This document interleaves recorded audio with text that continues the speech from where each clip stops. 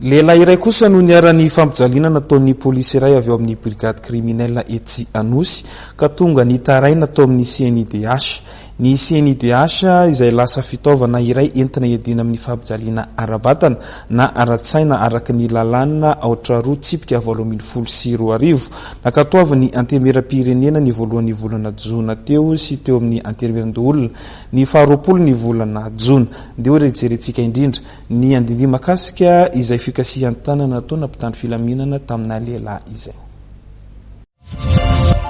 Marsoson'ireo fampijaliana nataon'ilay polisy avy eo amin'ny brigade criminelle ity lehilahy ity raha ny nambarany tompon'andraikitra avy eo anivon'ny CNIDH.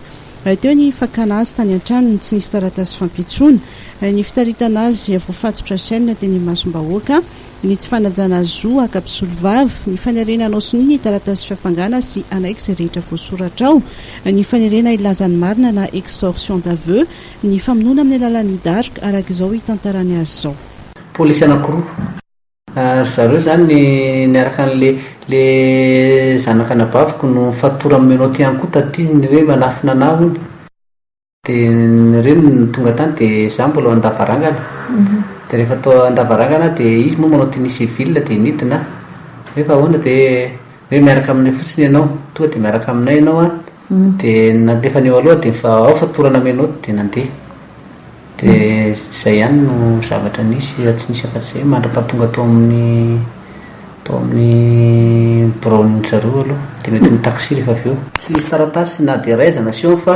no teneniny fotsiny hoe manaraka anay ianao dia tonga dia mifatorany chaîne izay ihany. Le dadatoako nitakotakona ny kely ihany aloha dia izy takotakona ny alahy izy dia takonako avatarina izy le polisy anankiray dia le dadatoako moa natazana aty andavarangana satria avo be ny tranony dia nitazana ihany ny fatorany chaîne. Eo amin'ny 60 mètres eo nandeha tongotra amin'ny 60 mètres eo zay vao nahazo taxi hitan'ny olona be dia be ny olona tamin'ny lalana iny nahita daholo dia nentiny tany amin'ny bureau polisy BC Anosy. Manoloza ny fitarainan'izany dia nampafantatra ny fisian'io fampijalian'io an'ireo tompon'andraikitra ao amin'ny polisy pirenena ny CNIDH araka ny lalàna 7/24/7 article 4 alinéa A ary dia nampiantso an'ilay polisy nanao ny fampijaliana ihany koa mba hoenoana araka ny voalaza ao amin'ny lalàna fa 7/24/7 article 28 chapitre 5 izany no atao dia mba hirosona amin'ny fanelana elanana ny fampihavanana ny fangatana ontra ary indrindra elana amin'ny tsy maty manota.